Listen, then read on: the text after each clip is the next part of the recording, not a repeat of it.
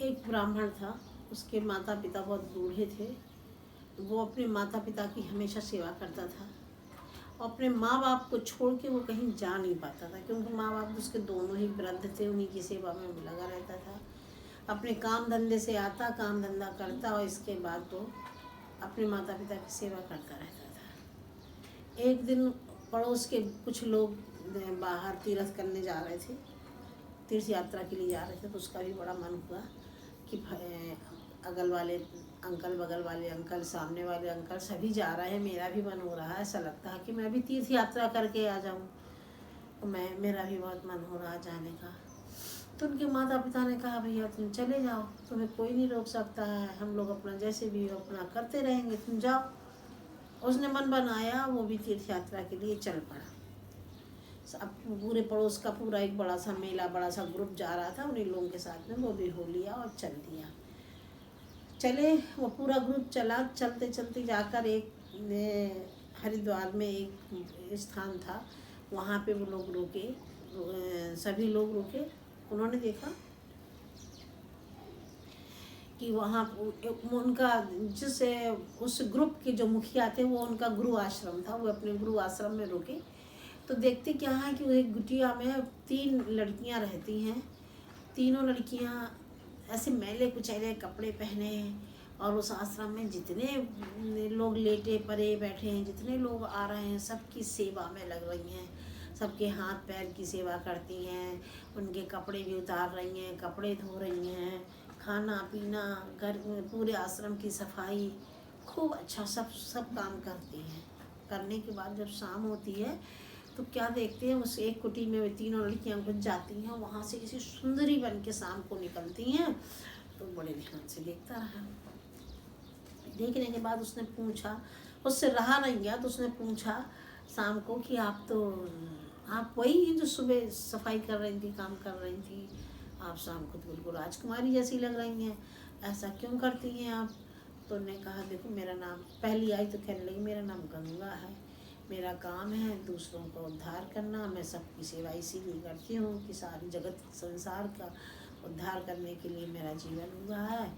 तो मैं सुबह के टाइम सबकी सेवा करती हूँ, शाम के मैं देवी माता बन जाती हूँ, गंगा मैया कहलाती हूँ। दूसरी बोली, मेरा नाम जमुना है, शाम के दिन भर मैं सबकी सेवा करती हूँ, शाम के मैं कृष्ण जी की पत्नी बन जाती हूँ, यमुना नदी। तीसरी बोली, मेरा नाम सरस्वती है। ऐसे तीनों ने अपनी अपना नाम बताया। बोले सबसे बड़ी तीर्थ होती है अपने माता पिता की, बड़ों की सेवा करना।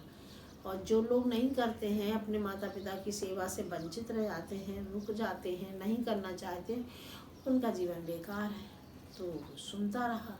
सुनने के बाद उसको एकदम से अपने माता पिता की ऐसी याद आई कि मेरे माँ बाप तो बिल्कुल से अपाहिज से हैं, वे अपना काम कैसे कर रहे होंगे, और मैं तीर्थ करने आ गया हूँ। ऐसा तीर्थ किस काम का जो मेरे पिताजी को किसी ने खाना भी ना खिलाया होगा, मेरे पिताजी का मुँह हाथ भी ना धुला होगा, और मैं तीर्थ करने निकल आया।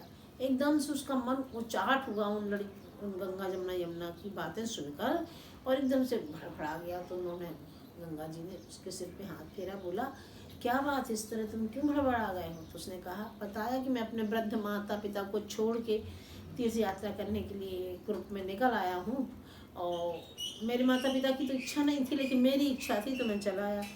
तो गंगा जी ने उनको बहुत अच्छे से समझाया कि सबसे बड़ा तीर्थ, सबसे बड़ी पूजा, सबसे बड़ा जो कुछ भी पुण्य है वो अपने माता पिता के चरणों में है।